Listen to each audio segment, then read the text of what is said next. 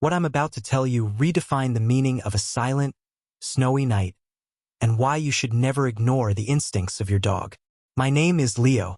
A childhood illness left me with significant hearing loss, a fact that made the events of last February all the more chilling. I just settled back into my routine after the holidays in my small town, nestled against a vast stretch of wilderness in the northern reaches of Maine. It's the kind of place where neighbors know each other, which usually feels comforting.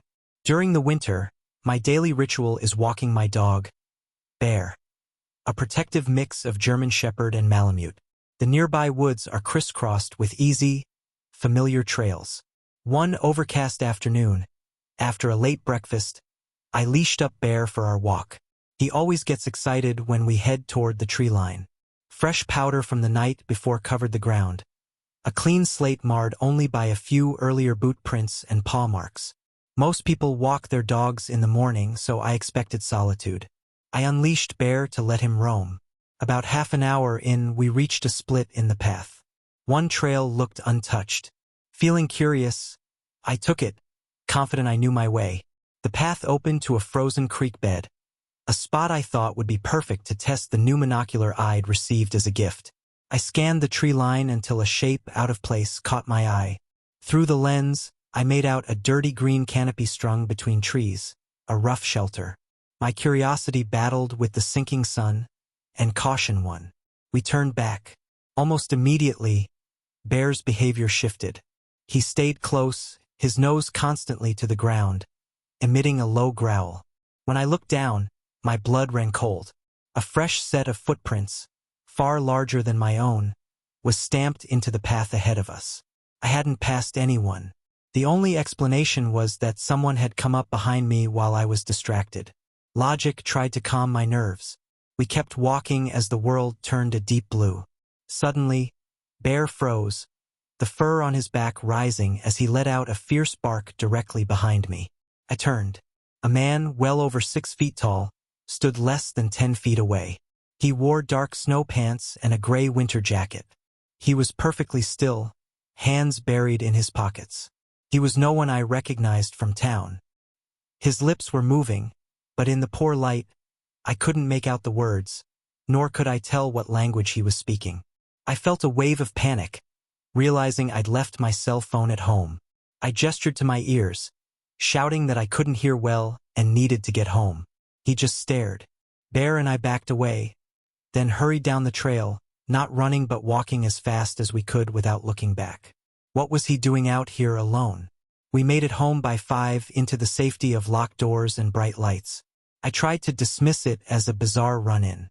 Deep in the night, I was woken not by a sound, but by a sensation. Bear urgently nudging my hand.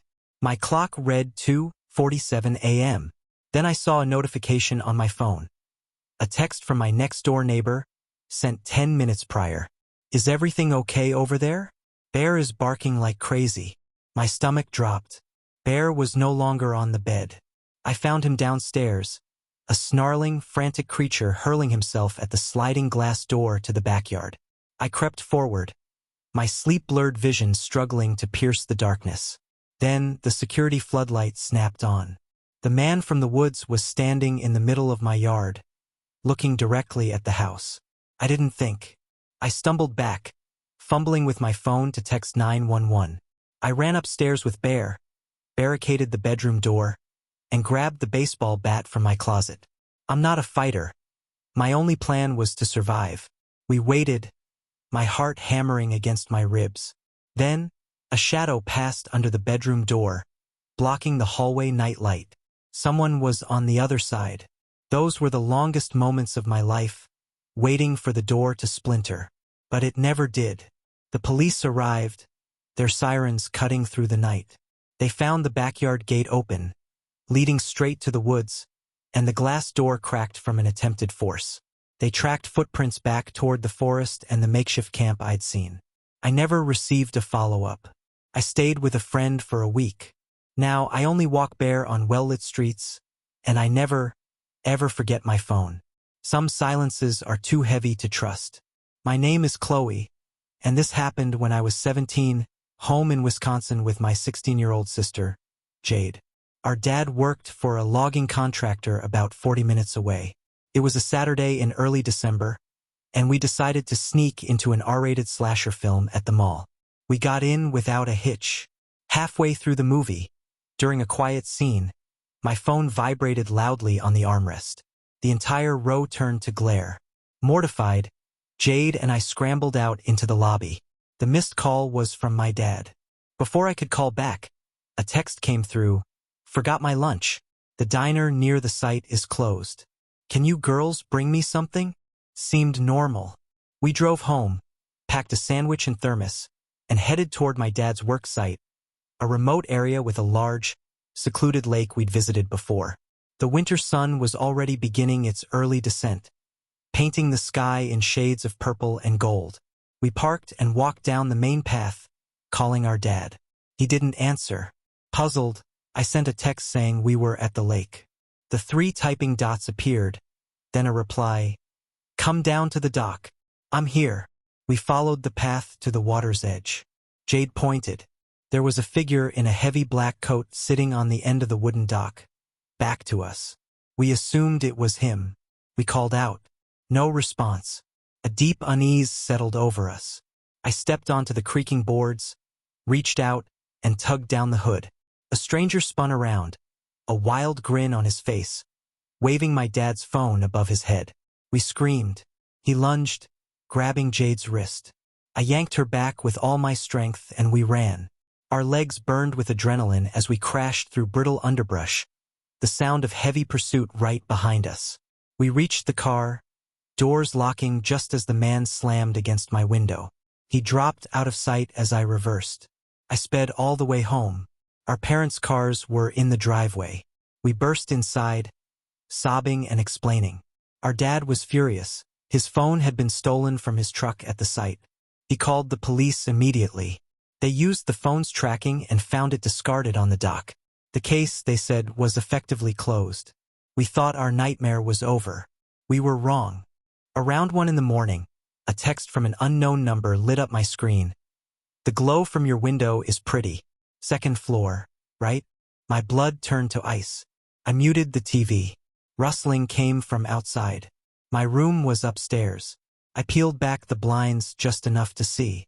The man was in our yard, smiling up at me, raising a hand not in a wave, but holding a dark object. I screamed and ducked as my window shattered. My family came running. We heard another crash of glass from downstairs, the kitchen window. We locked ourselves in my parents' bedroom as Jade called 911. The police found no one, but one officer had the idea to check my car. Tucked inside the rear wheel well was a small magnetic GPS tracker. That's how he found us. He must have planted it when he crouched by my tire. Patrols increased, but he was never caught. The fear hasn't left us. As the older sister, my guilt is profound. Why didn't I question the text-only replies? Why did I lead us into that isolation? You never think it will be you until it is. This final account comes from a man named Marcus. The year was 2021, deep into the pandemic. I'd been working from home and was desperately late driving to my parents' house for a family gathering. After a marathon of video calls, I finally hit the road with 2 travel mugs of coffee, the snow already falling hard. My car at the time was an ancient, lightweight sedan with terrible tires. A death trap in that weather. Residential roads were barely plowed, and I had to crawl. Once on the highway, my impatience took over. I pushed the speed to 60, far too fast for the conditions. I made it, had dinner, and lost track of time laughing with relatives. I left well past midnight, buzzed from a few drinks and numb with fatigue. A terrible combination. At least another foot of snow had piled up. The roads were deserted. On a lonely back road near a state forest, approaching a gentle curve, I felt the car fishtail. I tried to correct, but the vehicle had a mind of its own. It slid straight off the road, plowing into a snowbank with a sickening crunch against a buried tree stump. The airbag exploded in my face. Dazed but unhurt, I saw my front end was buried. I called for a tow. The dispatcher said it could be an hour. Then I called my father, who said he'd come wait with me. Alone in the silent, spinning snow, I heard it. A crunching sound, footsteps circling my vehicle. I rolled down the window. Hello! The crunching stopped. Then, a new sound. A wet, rhythmic, gnawing noise from the tree line. I saw a dark shape moving near the pines. No one answered my call. Thoroughly spooked, I rolled the window up and locked the doors. Less than a minute later, a loud thwack hit the passenger side window, now caked with snow. Couldn't see out. I got out again, shining my phone's light. Fresh boot prints encircled my car, then led away from the passenger side into the woods. And there, dotted along the trail, were splashes of dark red in the white snow. A cold dread settled in my chest. I reached into my glove box for the small handgun I kept for protection. Holding it, I foolishly decided to follow the trail. The blood spots got bigger. Just inside the tree line, my light found a dark mass. A deer. Its body had been violently torn open, and its head was completely missing. I immediately turned to retreat. Back at my car, I opened the driver's door and almost screamed. Placed neatly on my seat, staring up with glassy eyes, was the deer's severed head. I ran. I stumbled down the middle of the road until my father's headlights appeared.